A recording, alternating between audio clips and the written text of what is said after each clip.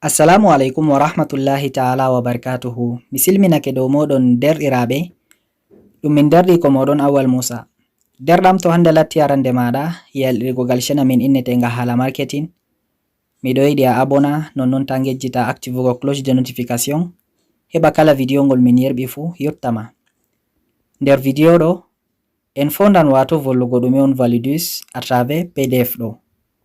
Mi tammi ɗuɓɓe nder moɗon ɗo mari PDF ɗo. E bo wato to lattake an a wala PDF ɗo, min ɗo mari group Telegram a wawan a rejoigne min haton.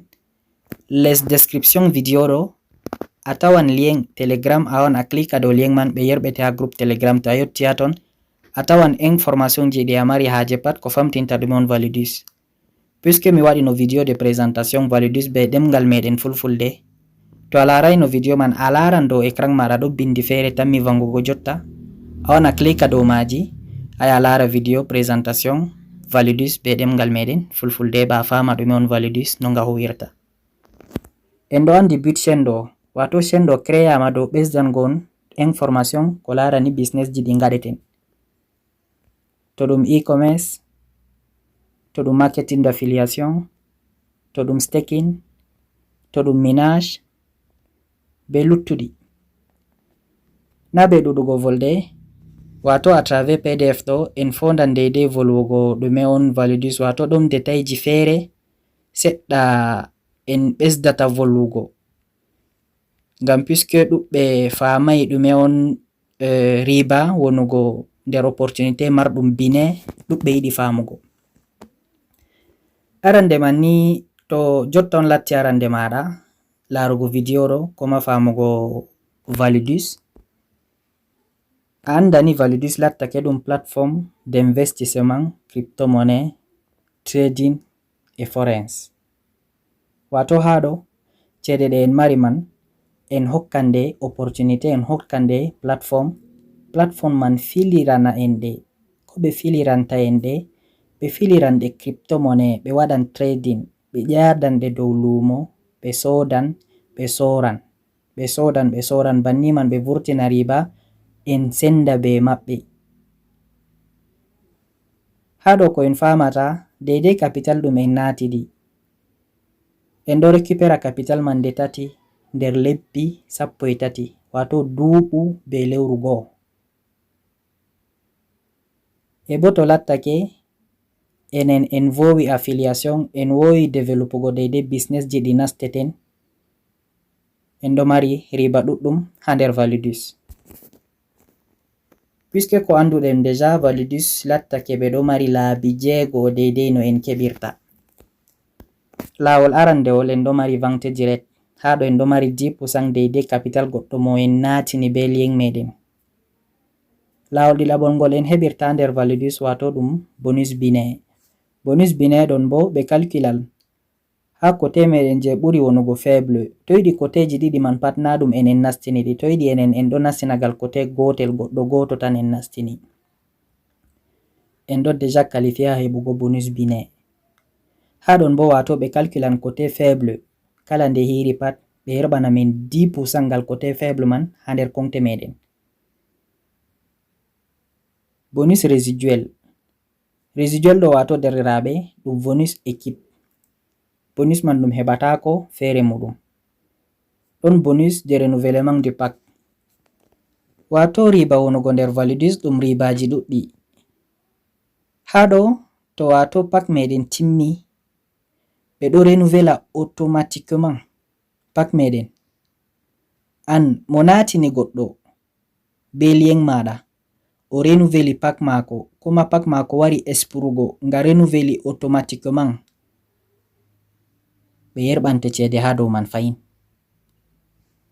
Ɗon bonus de leadership, kanjum ɗo ɓe ɗo vi'a ɗum programme de récompense, kanjum man fu sei be équipe ɗum heɓorto, a fota heɓa ɗum fere ma, soit a kuwowo soit a ɗo nder huwoɓe.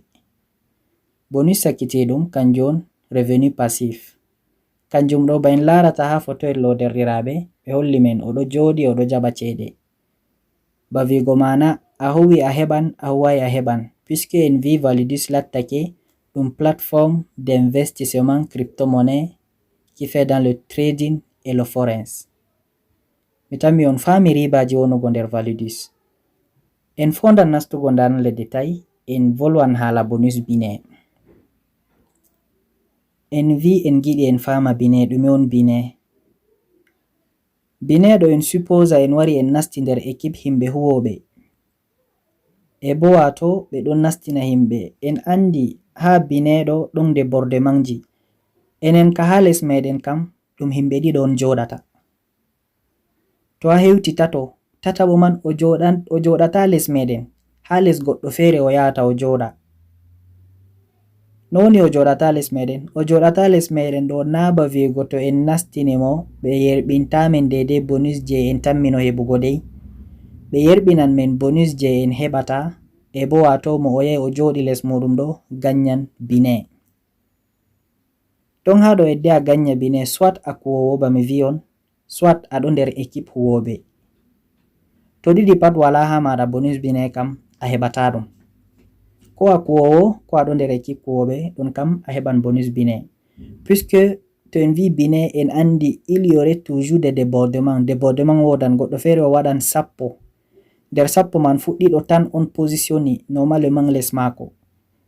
Jetato ɓe lutti ɗo pat ɓe ɗo sankiti les himɓe ɓe ɗo sankiti. Banni man luttuɓe ɗo profita heɓa bonus bine. Mi tammi en fami bonus bine ɗo na wai dole on sai wona kote ɗiɗi man pat enen on nastini, ngam wala no watta puisque to en ɗon nder équipe ɗo dole kote gotel kam en tawan himɓe ɗon deja ko en nastinai ma. Fere bo en tawan kote ɗiɗi man fu himɓe ɗon, amma dai on tawan règle gotel wodan. Dole on sai o minimum man en heɓa en nastina ko goɗɗo goto. Ɗo on en wonata qualifié ha heɓugo bonus bine. Yake to en heɓi en wati goɗɗo goto gal kote faible meɗen, yake man équipe men ɗo huwa, matrice man gabaki ɗaya ɗo huwa, himɓe ɗo nastina de gauche à droite himɓe ɗo nasta. Banni man débordement ji ɗo créyo. E bo enen chaque nde hiri pat, chaque soir ɓe calculan chaque soir bien attendu balɗe 5 kala nde hiri pat, kala kikiɗe pat ɓe calculan wato 10% nder côté faible je en heɓi ɗo ɓe yerɓana men ha nder solde meɗen. Kanjon ɓe innata bine. Mi tammi en fami. Donc bine ɗo wonai dole on sai kote ɗiɗi man pat enen on waɗi. Wonai dole on limgal himɓe je woni kote ɗiɗi man pat wonai dole sai enen on tan waɗi ɓe. Bine ɗo na ba vigo parrainage direct on derdiraɓe. Bine ɗo ɗum hunde an équipe on. Ko an huwai sharɗi man ni a heɓa a wata goɗɗo goto on ta on gal kote faible maɗa. Ɗo on en viyan a wonan qualifié ha bonus bine. En ɗo andi deja bine en volwi ɗuɗɗum ko larani bine ha daidai video ji saliɗi, ha daidai opportunité ji ɗi gaɗɗen ko sali. En volwi en hosi wakkati en waɗi détail ji ɗuɗɗum ko larani bine no ɗum huwirta. Donc ɗum détail très précieux je min no mi ɓesdana men ngam puisque ha jotta en yi'ai wato avantage bine wato en famai ɗum. Bine ɗo ɗum hunde on nde ko a huwai a heɓan, puisque to aɗo nder équipe kuwoɓe kam a heɓan. Soit a kuwowo, soit aɗo nder équipe huwoɓe ɗo a heɓan bine. Amma to ɗiɗi pat wala ha maɗa ɗo kam heɓugo bine ɗum saɗante. Mi tammi en fami. Donc en wallini point ɗo. E bo wato jotta ba misalu en viyan revenu passif ɗo en viyan wato en sendan ɗum dow 100%. Jotta to ɓe vi men portefeuille de récompense, ɗon portefeuille ji fere fere ha nder Validus, wallet ji fere fere. Nder wallet ji man bo ɗi pat maji ɗon wakkatiji goɗɗi daidai je ɓe yerɓanta en cede her wallet ji man. E bo ɗum pat majum ɗum be dalila, ɓe yerɓata cede mere kam ɗo ka ko en andi. Ɓe fotai ɓe umma non tan ɓe yerɓana men cede nder wallet ngam en nasti ko ko nandi e majum. To ɓe yerɓani men ni ɗon sababu. Soit en kuwoɓe, soit en ɗo nder équipe huwoɓe. To en fiyan no lissafi wato ha ɗo ɓe ɗo famtina men portefeuille de récompense. Ha nder portefeuille de récompense 70% ko en huwi ɓe yerɓanta men ha nder portefeuille de récompense. Wato jotta to en waɗan no global ko en heɓata ha nder Validus, en faman niyo to en vi en waɗan wato lissafi portefeuille de récompense meɗen en tawan ɗum 70% ko en heɓata on ha nder opportunité man. To en waɗan lissafi en yi'a daidai ha portefeuille meɗen je revenu passif en tawan ɗum 30% en heɓata. Don haɗo ko ɓe yiɗi ɓe famtina men? Ɓe yiɗi ɓe famtina men haɗo wato mo wari naati Validus dow o waɗa cede mako o rena ta o nassina himɓe, wato o ɗo limi daidai pourcentage je ɓe hokkata mo par semaine, par mois, ha fin contrat mako ɗo wato riba ɗum o heɓata man ɗum seɗɗa. E bo wato ɓe ɗo lora ɓe famtina men haɗo mo nasti Validus e bo hanko ɗo o ɗo tefa lawol noy o watta daga o ɗo nasta ma o yiɗi o wona nder équipe huwoɓe, koma hanko man o yiɗi o wona o kuwowo ɗo nder équipe huwoɓe. Ɗon o tabbitina ɗo fa 70% ko o heɓata ha nder portefeuille makko je récompense on o heɓata. Mi tammi en ɗo fama. Donc PDF ɗo en fota en hosa wakkati en vi'a en jangida ɗum pat. Kala goto nder moɗon to ɗo mari haje PDF man o wawan o klika les description video ɗo o tawan lien groupe Telegram, o klika o adira groupe man o tawan daidai ɗi o mari haje pat ko larani Validus e bo no nga fonctionnirta. Donc daga ton o foti o waɗa description mako, o waɗa paiement mako, o nasta équipe, o développa. Wato haɗo to en laari boɗɗum en tawan ɗum feuille de route maɓɓe. En andi en vi Validus créama daga 2021 e bo wato feuille de route je ɓe gaɗi ɗo pat ɓe waɗi ɗum. Donc jotta en viyan nder 2022 ɗo pat ɗum feuille de route maɓɓe. Mi tammi en fami. Donc ha nder Validus ɗo ɗum hunde on marnde riba nastugo nder Validus, puisque en vi laabi keɓe fere fere. To en nastan hunde belɗum man en anda no en nastidata. Belɗum man to en ɗo andi da no en nastidata en andi noy daidai keɓal meɗen. Belɗum man en anda ha gal équipe en nastata. Belɗum man to en nasti nder équipe huwoɓe en heɓan. Mi tammi en fami. Kanjum on seɗɗa daidai ko mi yinno mi famtina men ha nder video ɗo. Principalement en volwan no hala bine on, donc ɗum kanjum man on finalement mi ɓuri volwango ha nder video ɗo. Donc bonus bine en heɓan 10% nder côté meɗen gal côté faible. Donc en vi parrainage direct bo en heɓan 10%.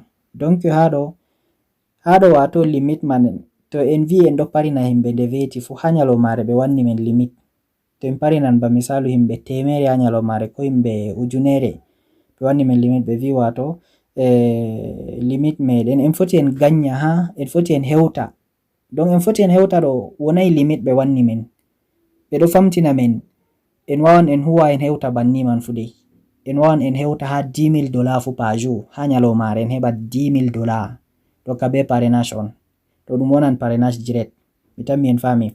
E bo wato bonus bine bo ɓe ɗo famtina men haɗo en foti en kewta ha $35,000 par semaine. Par semaine. Mi tammi en fami. Donc derɗiraɓe en jottake ragare video meɗen ngam majum ta ngejjite partage go video man to ngol fottani mon. E bo wato ta bonne wakkati en andi wato le temps est précieux.